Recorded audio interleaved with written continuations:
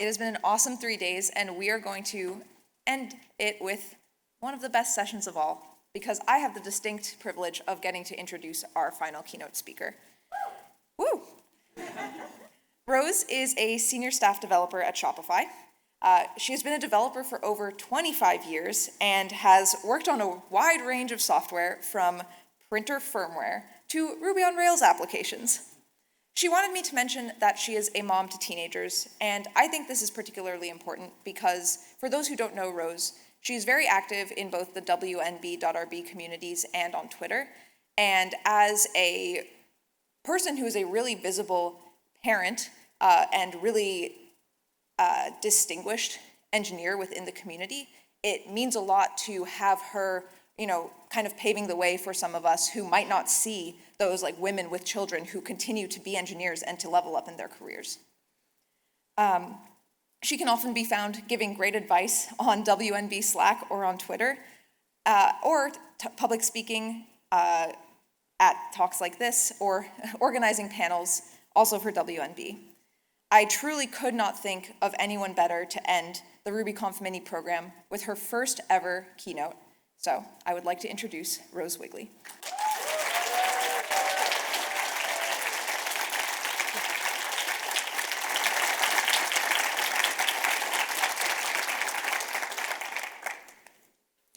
Thank you, everyone, and thank you, Emily, for that wonderful introduction and for entrusting the closing keynote to me. As you heard, my name is Rose Wiegley. My pronouns are she, her. I work at Shopify. I'd just like to let everybody know that even with the tech slowdowns, we are still hiring at some mission-critical roles. So please check our website if you're interested, shopify.com/careers. This is not the talk I originally planned on giving. My original talk involves some very complex code I once wrote and the importance of simplicity in code. But the more I thought about it, the more it fell flat on my ears. I was writing a technical keynote because I was a woman giving a talk at a programming conference, and it felt like I needed to maintain my credibility. I have been programming for over 25 years. I have a master's degree in electrical and computer engineering. I have, as Emily said, written code ranging from C and assembly to Ruby on Rails web apps. And I am a senior staff software engineer at Shopify. And I was worried you wouldn't think I was technical enough to be standing here right now.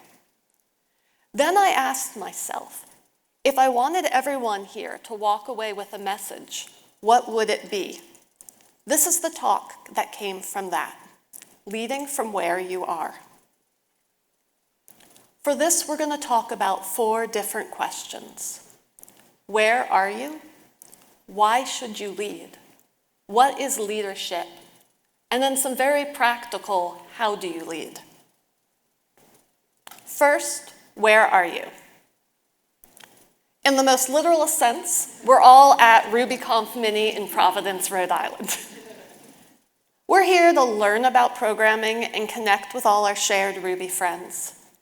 But the literal sense does not tell the entire picture. So first, we're going to take a little trip back in time. 1959. To give all of you some perspective, this was 15 years before I was born. Since I know at least half of you are now busy doing some math in your head, and that programmers hate date math, I'm gonna save you some trouble. I'm 48 years old. 1959 was a pivotal year in computer programming. It was the year COBOL was created in a large part by the work of Dr. Grace Murray Hopper, later to be known as Rear Admiral Grace Hopper. It was built on this really radical concept at the time, that computer languages should be close to human languages, and that they should be able to run on all types of computers. It's not surprising that the driving force behind one of our first major programming languages was a woman. At the time, it's estimated between 30 to 50% of all programmers were women. But this is already declining from the earliest days, when programming was considered clerical work and thus done mostly by women. Now, before I want to go on, I want to pause and acknowledge that while women are a minority in tech, as an upper middle class, straight, cis, white woman, I am speaking to all of you from a place of immense privilege.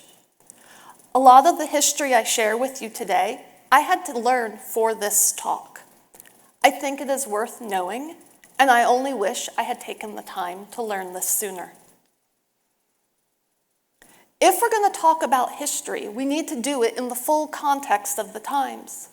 1959 was not a good year for all Americans. It was the year of the Cooper Donuts riots. Before I researched this talk, I knew about the more famous riots, Stonewall riots in New York City. I didn't know that 10 years earlier, it was common for police to use anti-cross-dressing laws to harass and arrest LGBT people. The Cooper Donuts riots occurred in downtown LA when police arrested 5 LGBT patrons in Cooper Donuts and then tried to cram them all in a single police car. Some historians view this as the first LGBT uprising against police harassment in the United States, at the same time that we're busy developing languages like COBOL. Now let's jump ahead a bit to 1972. To put the time in perspective, we're now 1 year before my parents get married and 2 years before I'm born. Notice my mother's beautiful hippie wedding dress? 1972 is another big milestone in programming history. The first high-level programming language, C, is created by Dennis Ritchie. C has a really special place in my heart because in 24 more years, it will be the first programming language I use professionally. I still have a copy of my K&R book sitting on the shelf. And I see some nods from the audience. I know some of the rest of you may too. However, even though programming is advancing quickly, other things are falling behind. Remember in the late 50s when 30 to 50% of programmers were women? This number has dropped. In 1971, 1 year before I will be born, 3 years before I will be born, 14% of computer science degree graduates were women. The world is changing in other ways in the 1970s. In 1973, the American Psychiatric Association issued a statement that homosexuality was not a mental illness. It was nearly in my lifespan that homosexuality was considered a mental disorder. In 1975, one American city took the United States' first baby step towards trans rights. Minneapolis became the first city in the United States to pass trans-inclusive civil rights legislation. This legislation actually passed with barely a murmur, not because it wasn't considered controversial, but because all the controversy had occurred a year before when the city passed gay rights legislation, and this was quietly added on as an amendment to the law. Before we look at another programming milestone, we're going to take a brief stop in 1986. In 1986, 36% of computer science degree recipients are women. 1986 is special because this is the only time since the 50s that women have had this big a presence in computer science. From this point forward, the trend will go down. 1986 is also a useful stop because in 1986, I was 12 years old. I no longer need to rely on historical examples to talk about what the world was like. By 1986, my parents were divorced, and my mom had started medical school as a single mom with 2 kids. But while 36% of computer science graduates were women, and while a woman could get into medical school, that didn't mean it was easy. I remember my mom telling me about an interview where she was literally told, "How can you possibly expect to be a doctor? You know, doctors can't just run home at 5 p.m. so they can cook their kids dinner." 1986 was also the year that Bowers versus Hardwick came before the Supreme Court. In this ruling, they declared that anti-homosexual legislation was constitutional in the United States. It will be another 17 years before this decision is overturned. As a 12-year-old, I didn't know anything about this at the time. But what I did know was that my parents had gotten divorced because my dad had realized he was gay. And that if I wanted to survive public school, I needed to always refer to my dad's boyfriend as his friend. I don't think a single friend of mine knew that my dad was gay until I was in college.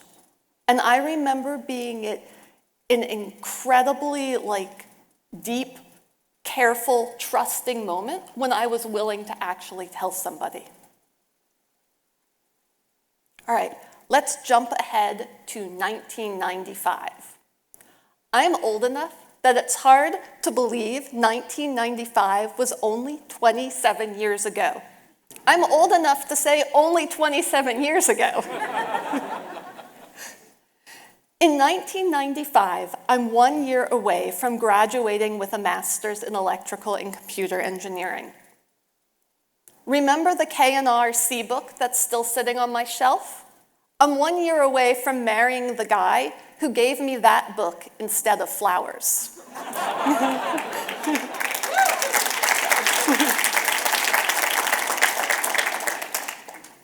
But much more important than this, 1995 is a year that all of you should be excited about. It's the reason we're all in this room together. Almost 27 years ago, December 21st, 1995, Mats announced the first public release of Ruby in Japanese newsgroups. Let's give...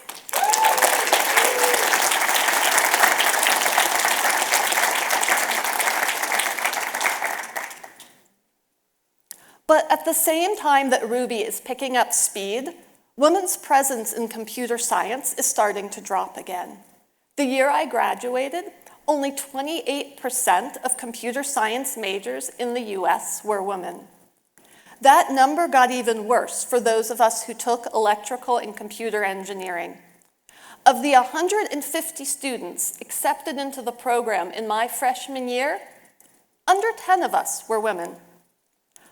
I remember being in a software engineering class.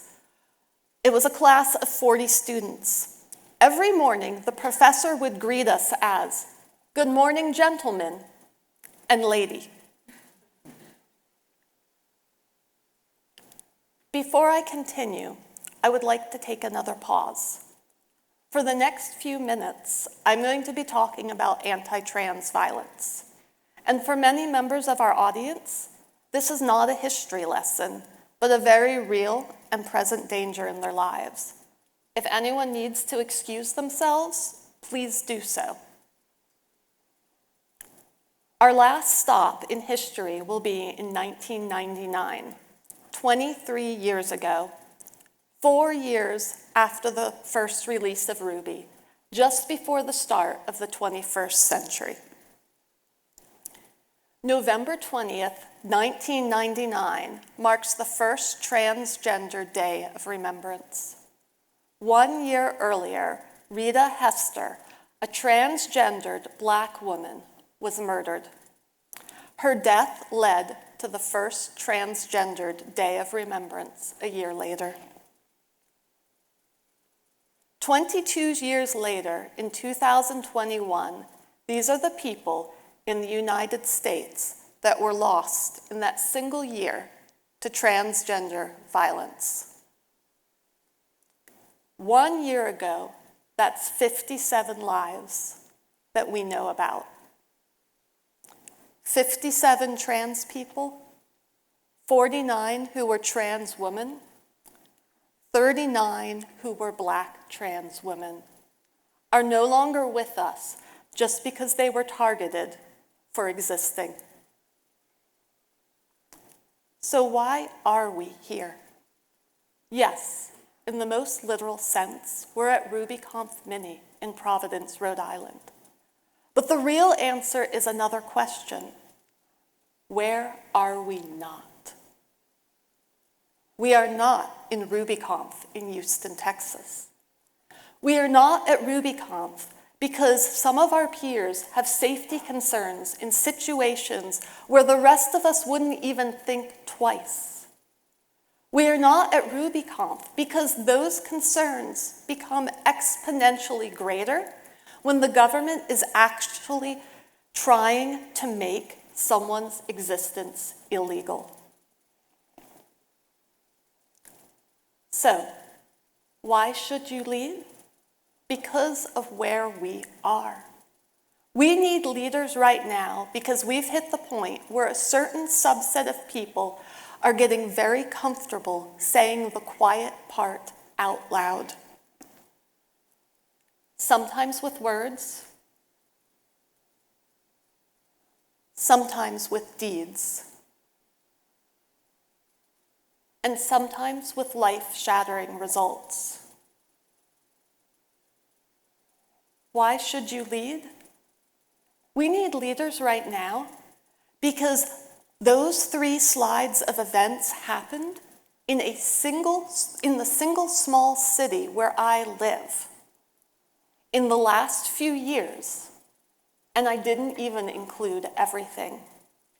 And my city is not unique. Why should you lead? We need all of you to be comfortable being leaders because right now, only 30% of programmers are women and only 20% of computer science graduates. We need all of you to be comfortable being leaders because only 8.1% of programmers are Hispanic, 4.6% are Black, and only 0.3% come from the people who originally lived on these lands. We need you all to be comfortable being leaders because only 6.6% of programmers are LGBT. As Barbara Tannenbaum put it so eloquently in her keynote, we need your voices. We need people who care. Even more than that, if you are someone represented by these statistics, we need your voices. We need to make sure that all of our voices are louder than those who want to drown them out. I am asking you to lead. But what is leadership? Is it a fancy title? Senior Staff Software Engineer. This is a fancy title. The part of me that was taught never to brag or push myself forward cringed just writing this into my presentation. But I want to bring up a really important question. What came first? The title or the behavior? One of the sometimes spoken, but often unspoken rules of tech promotions is you don't get promoted for being really good at your current responsibilities. You also don't get promoted for being in your role for X number of years. No one went, Rose has been a solid staff engineer. Let's make her senior staff and we'll see what happens. You get promoted because you are already doing the work at the next level. And more importantly, you have done it in a way that is noticeable. Let me give an example. VP of Engineering. That's a fancy title. About 4 years ago, I joined a 9-person startup as the equivalent of a staff software engineer. However, when I joined, the docs were totally out of date. They had just made a major pivot and they needed to be updated so they would work for external developers. Okay, good onboarding activity. But then I realized the CEO was working off of a schedule that was also months out of date. Well, that's going to be a mess. So I went and I talked to the other developers, figured out what they were doing, what they still needed to do, and created an up-to-date schedule. But occasionally, one of our most senior developers would find a fascinating technical rat hole. And technical rat holes are fun, but at startups, they do not pay the bills. But this engineer would occasionally veer off schedule to go look down at this exciting problem. And I'd have to go over, have a chat, give a gentle little nudge back to the product work. And, well, our interns. We had 2 interns in a 9-person company. And so they needed some direction, so I started working with them on what to be doing. And at this point, I may be coding 50% of the time. And one day, the CEO comes and talks to me, and he says, we're fundraising. We need a VP of engineering. Would you like the role? Oh, and by the way, you don't need to change what you're doing. Now, this story raises 2 questions. First, was I lucky? And I don't mean right time, right place luck. I mean, a lot of the work I was doing was generally light on the technical side. It required a large understanding of building software products, but it sure wasn't technical like the engineer who was optimizing encrypted video streaming. If you have never seen Tanya Riley's excellent talk on being glue, I highly recommend it you put on your watch list. To give a really quick summary, glue work can be summed up as the work that keeps your software team running, but doesn't actually contribute directly to the product. Things like documentation. For example, external documentation at a startup, unblocking others, developer tooling, taking notes, planning team activities.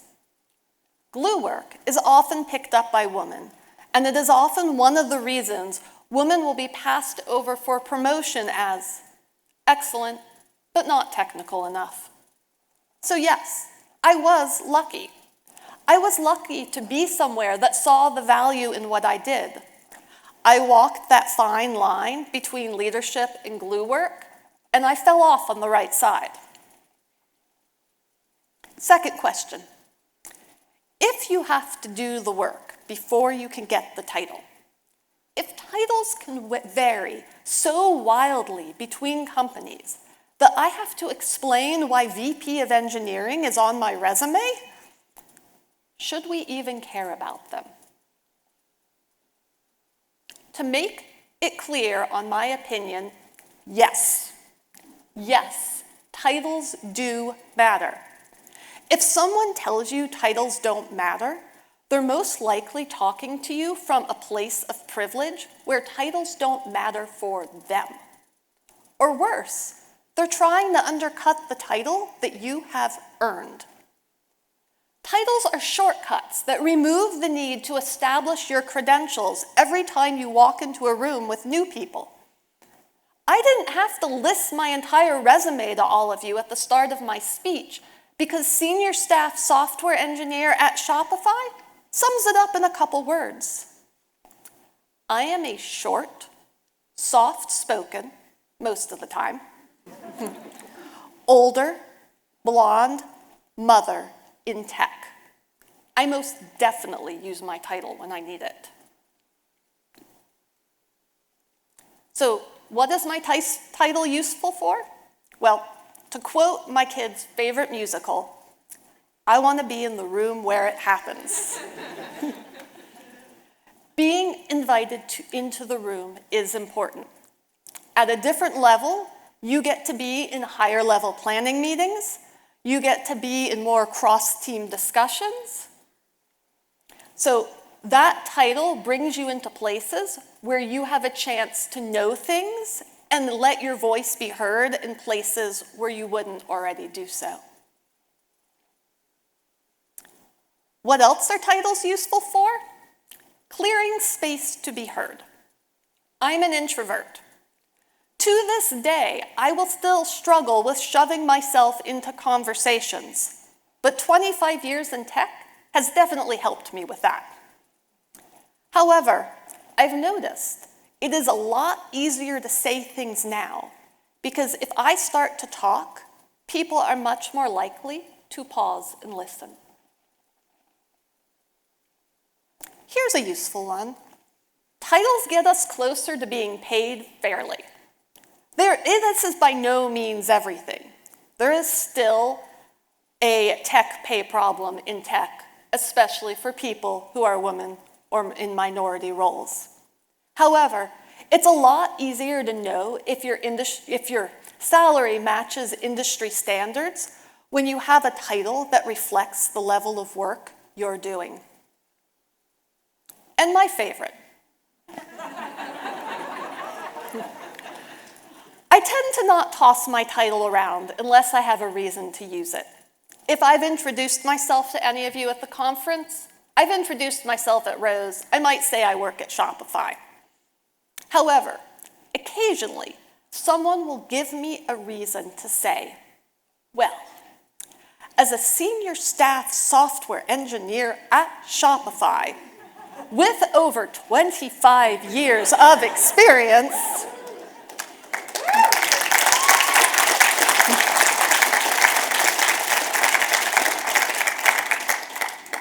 and this is my polite way of saying what I'm thinking, which in my head sums up to, hey kid, you might want to quit burning bridges right now.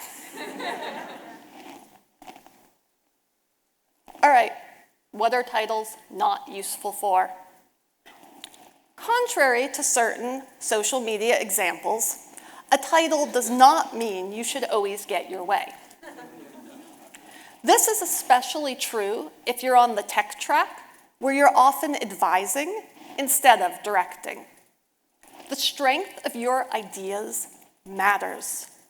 My title can get me in the room. It can make space for me to be heard. If I spout total nonsense, I really hope nobody's going to do what I say. This means that in a healthy organization, there should be room for everyone to push forward good ideas. All right, what else are titles not useful for? Getting others to talk freely. There is a reason I don't introduce myself to you with my full title, besides the fact that I'm a woman, and that would seem really pushy. It stops people. Power imbalance is a real thing we have to be aware of. I don't feel very scary, but the title can make me look very scary. I remember a time that a VP of engineering ended a Q&A by asking people to send Slack feedback if they had any. And I had some feedback. I spent somewhere between 30 to 60 minutes finally crafting the perfectly toned 5 sentences.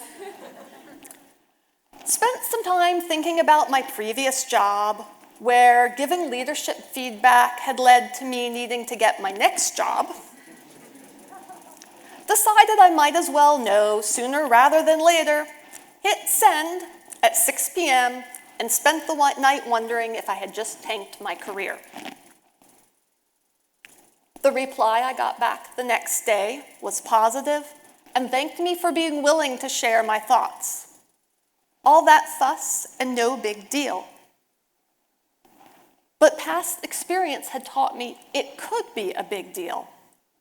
So one thing I try to keep in mind is, if an intern or a new developer needs to disagree with me, they would probably feel the same way I did messaging the VP.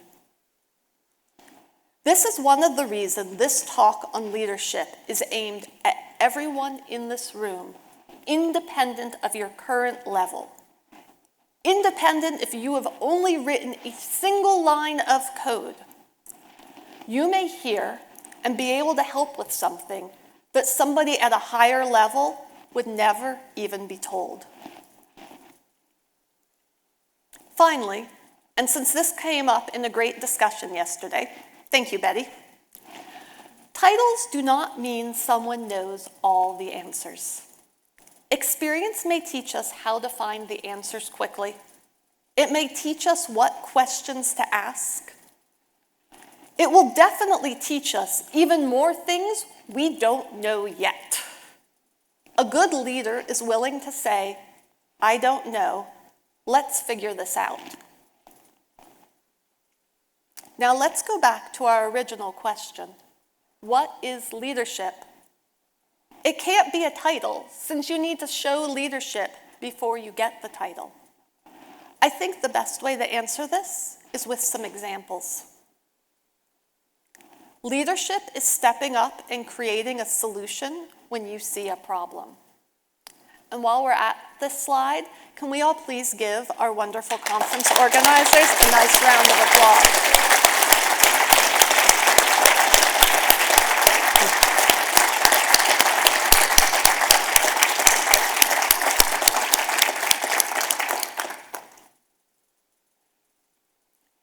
Leadership is teaching your peers something that will help you all work together better.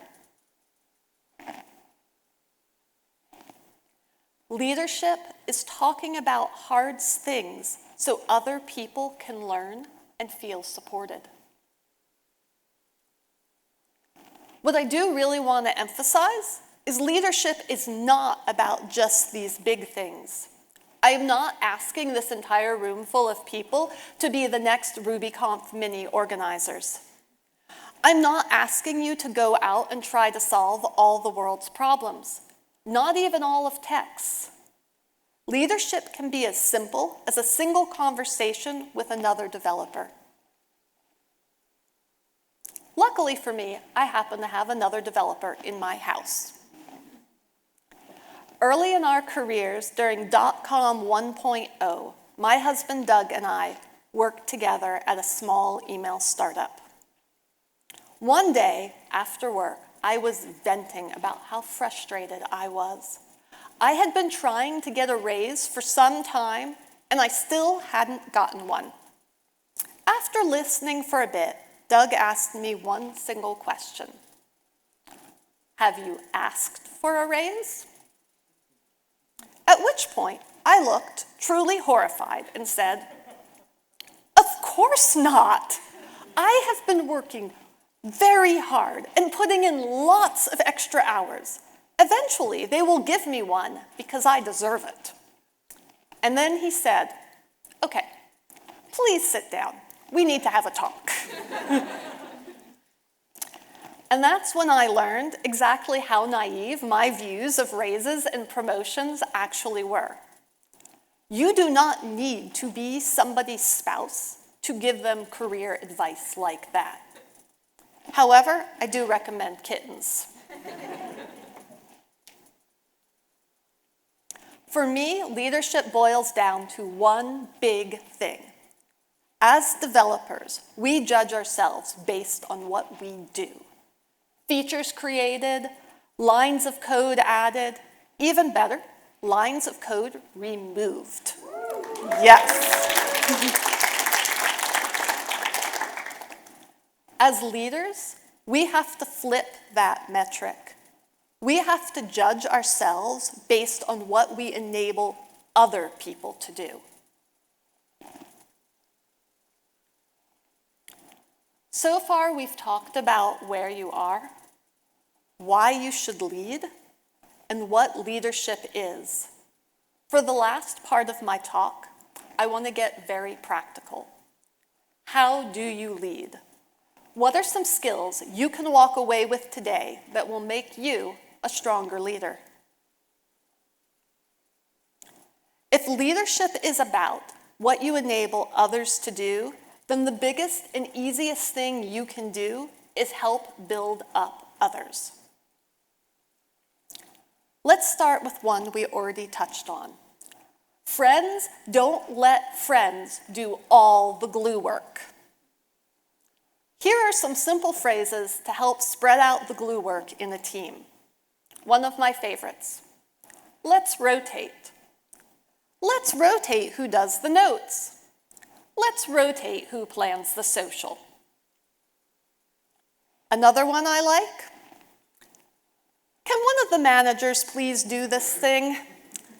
A lot of times, what's glue work for you might be your manager's job.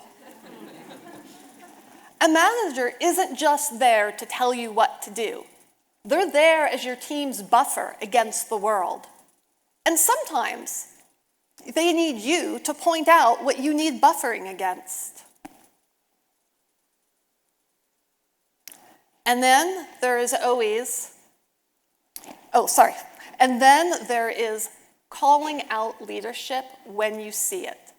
Often the difference between glue work and leadership work is whether or not somebody sees that it's happening.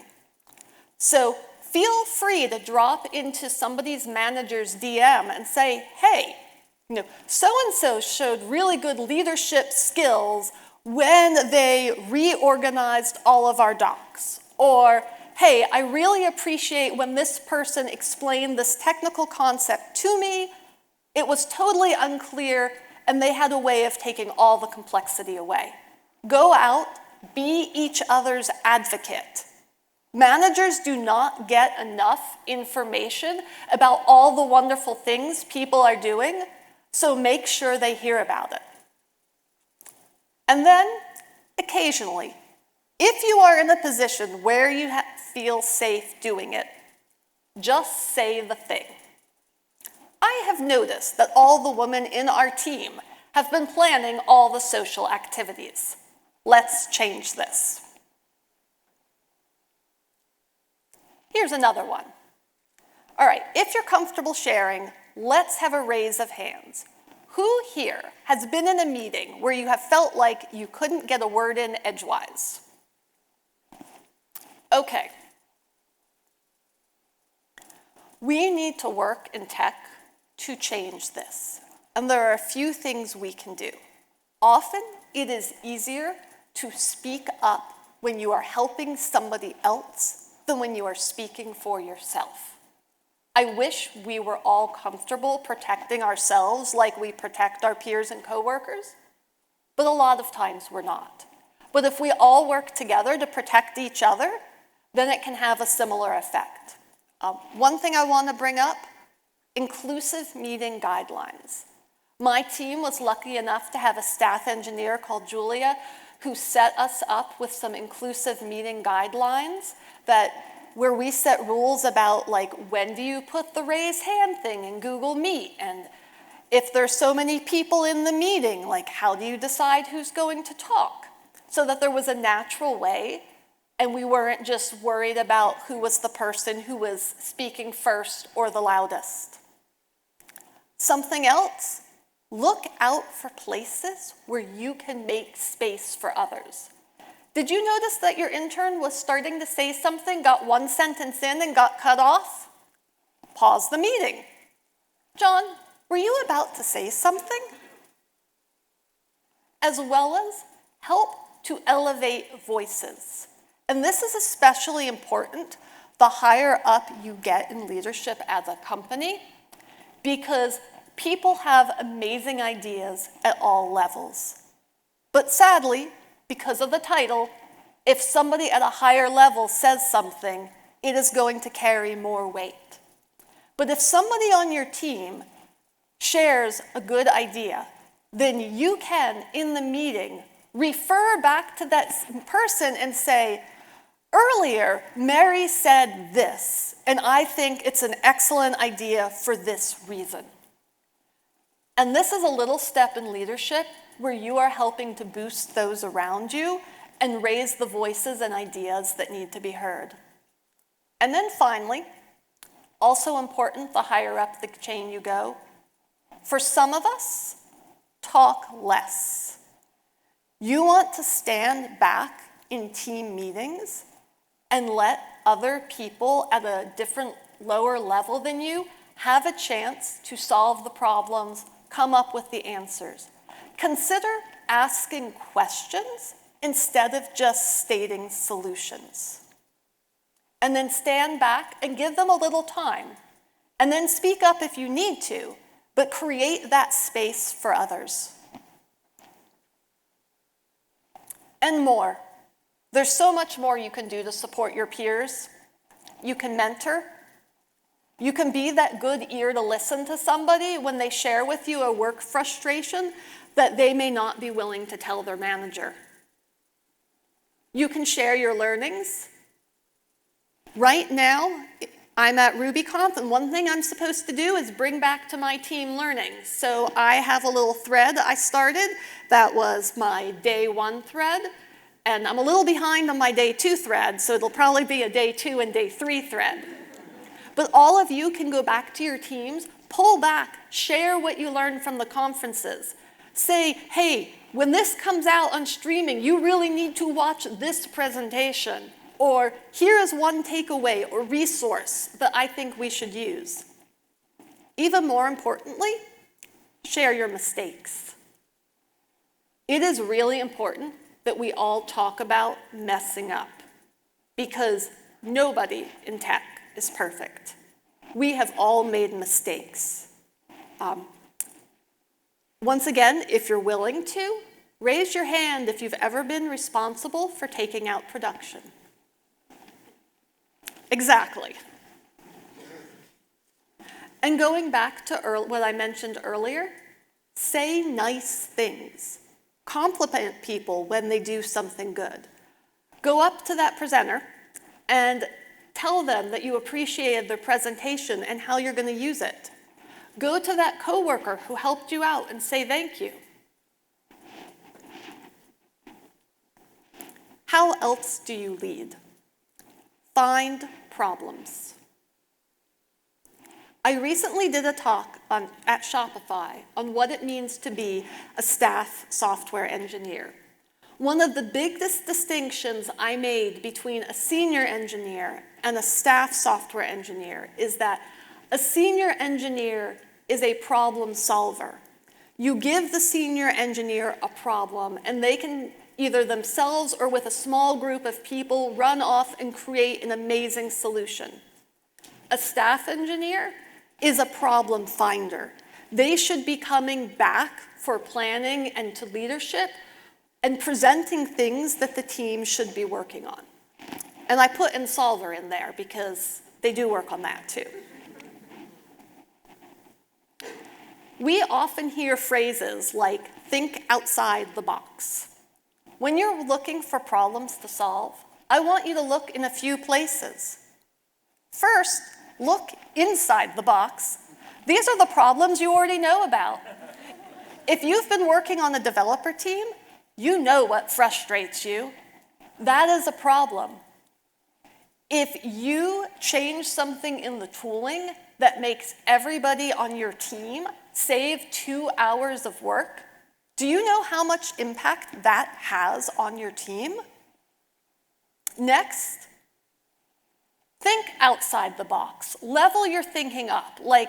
Try to think about the product as a whole. Think beyond your scope. Think other teams you're interacting with. What sort of problems exist there? But then finally, zoom out to the warehouse. I want you to pause and think about things that are too ridiculous to even consider. Not because I want you all to go do that, but because it's a useful exercise. Because by zooming out really big, that pushes you to see really big things that might actually be able to be done. You have a problem, but do you need permission to do something about it? So that really depends. I'll tell you a story of one problem I had where I did not need permission. Shopify hosts hack days. which is really awesome because for about 3 days, we can go off and work on anything we want to work on. And I participated in my first hack days, and it was awesome. And then on my second hack days, one of our data scientists dropped into our team channel and said, hey, I know all of you are working on hack days, but my hack days team has a lot of data scientists, and we are stuck on a JavaScript problem. Can somebody help me? So I went off and took a little break and helped with that. And that's when I realized that this was actually a very common problem in hack days. Anybody at Shopify can go hack on hack days. But depending who ends up on your team in your project, you may not have all the information you need. But also, anyone at Shopify can create a hack days project. So that hack days, I went up and spun up a little hack days project called Hack Days Helpers. Didn't need permission. That was part of what I could do.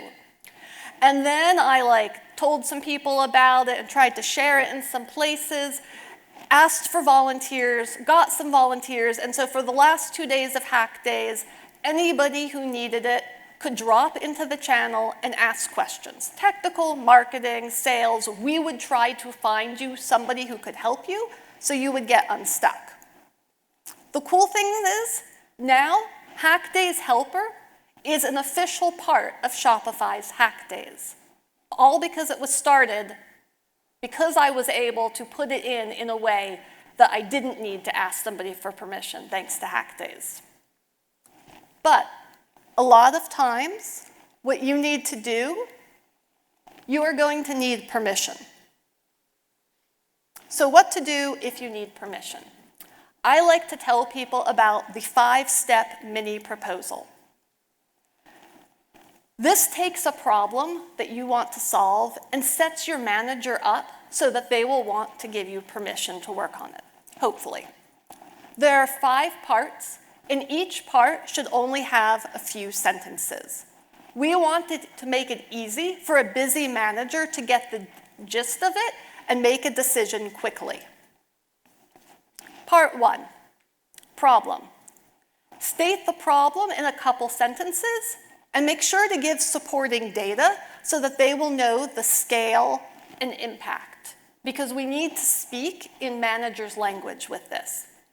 If you don't know the scale and impact, then the first mini proposal might be just, we don't know the scale and impact of this, so we need to do X, Y. Next, state your proposed solution. Once again, just a couple sentences. You want enough information so your manager will have a general idea how you're going to solve this problem. A lot of us have fairly technical managers, so you'll have to judge the kind of level of detail, but try to keep it short, because remember, for a manager, time is important. Oop. And 1 second.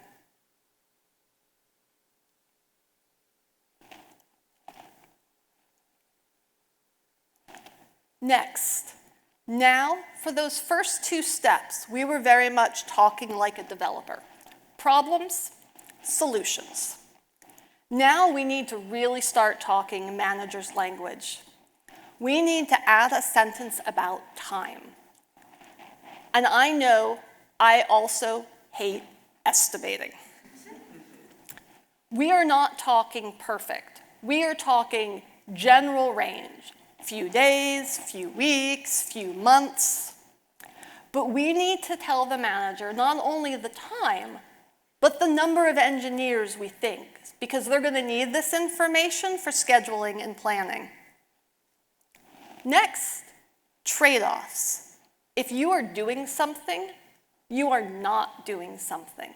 More talking in the manager's language, what will you not be doing? What will the team not be doing in order to do this? And then finally, my favorite part, the permission, because you want to ask for permission in a very certain way. Ask your manager if they see any problem with you and possibly others working on this.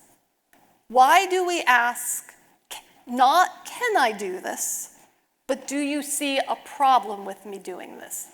Because it flips the thought process around. You're no longer having the manager looking for reasons why you can. They're looking for reasons why you can't. Let's do an example. Problem. And I've made this a very simple example, so it would fit on the slide. You should probably have a few more sentences with each one.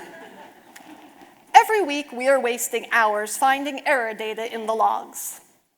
Solution. I would like to add a page to our internal diagnostics tool that makes it easier to see the errors. Time. This should take 1 to 2 days to complete. Trade-offs. It will delay that design document you knew I was working on by 2 days. Permission. Do you see any problem with me prioritizing this work? And then drop it into a Slack message, especially if that's less scary than saying it in person.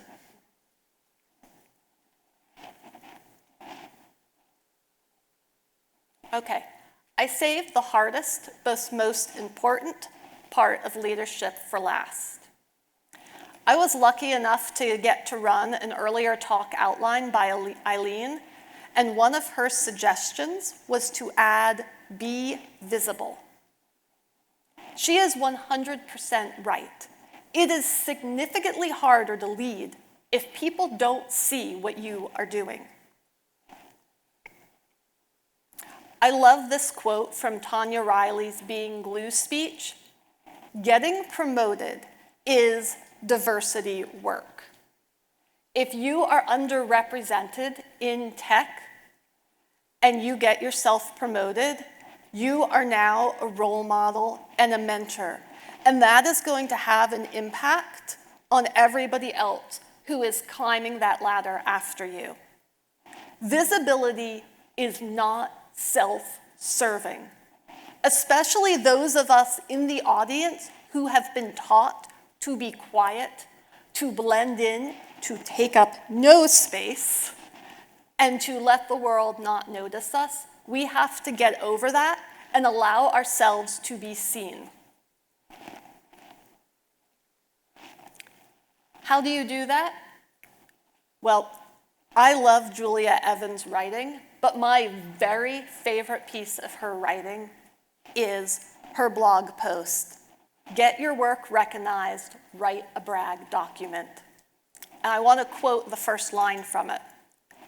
There's this idea that if you do great work at your job, people will, or should, automatically recognize that work and reward you for it with promotions and increased pay.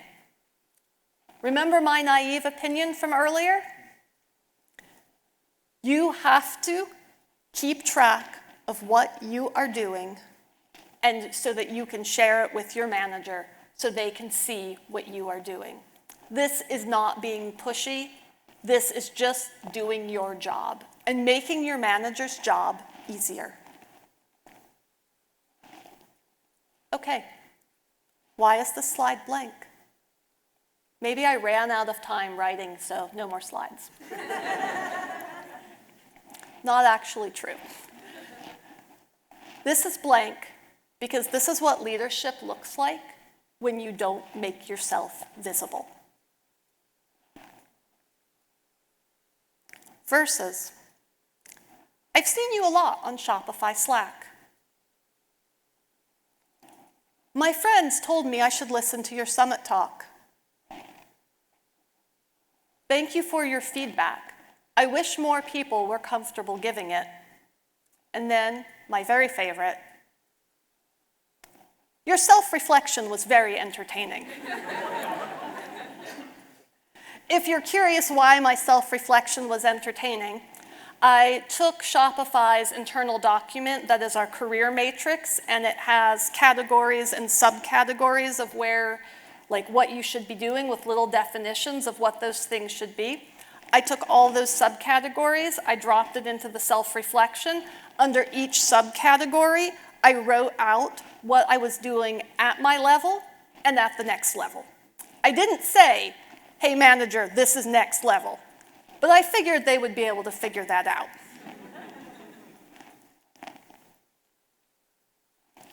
Leading from where you are.